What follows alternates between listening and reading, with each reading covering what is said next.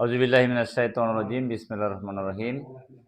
সম্মানিত গাইবান্ধা ১ আসন সুন্দরগঞ্জের আমার ভোটার ভাই এবং বোনেরা, সবার প্রতি আমার সালাম। আসসালামু আলাইকুম ওয়া রাহমাতুল্লাহ। হিন্দু ভাইদের প্রতি আমার আন্তরিক শুভেচ্ছা।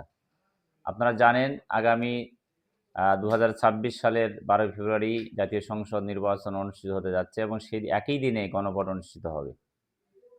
আমি বাংলাদেশ জামায়াত ইসলামীর দাঁড়িপাল্লার একজন প্রার্থী হিসেবে গাইবান্ধার সুন্দরগঞ্জের মানুষের কাছে আমি দাঁড়িপাল্লা মার্কায় ভোট চাচ্ছি।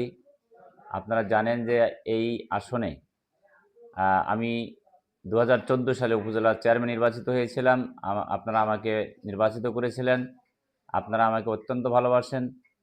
আমি আশা করব আগামী জাতীয় সংসদ নির্বাচনে আপনারা সবাই ঐক্যবদ্ধ হয়ে এক হয়ে আমার দাঁড়িপাল্লা মার্কায় আপনারা ভোট দেবেন এবং আপনারা বিপুল ভোটে আমাকে বিজয়ী করবেন। আপনারা যদি আমাকে বিজয়ী করতে পারেন, ইনশাআল্লাহ আমরা সুন্দরগঞ্জের সকল সমস্যার সমাধানের জন্য আমরা চেষ্টা করব। বিশেষ করে রাস্তাঘাটের উন্নয়ন করা, স্কুল কলেজ মাদ্রাসা উন্নীত করা, এরপরে চরাঞ্চলের মানুষের জীবিকার উন্নয়ন করা এবং গাইবান্ধার ৬০টি আমাদের সুন্দরগঞ্জ উপজেলার ৬০টি পূর্ব অঞ্চলের ইউনিয়ন নিয়ে আমরা নতুন করে একটা উপজেলা পুনর্গঠন করার আমরা চেষ্টা করব এবং সেই সাথে সুন্দরগঞ্জ পৌরসভাকে গ্রেড 1-এ আমরা নিয়ে আসার জন্য আমরা চেষ্টা করব।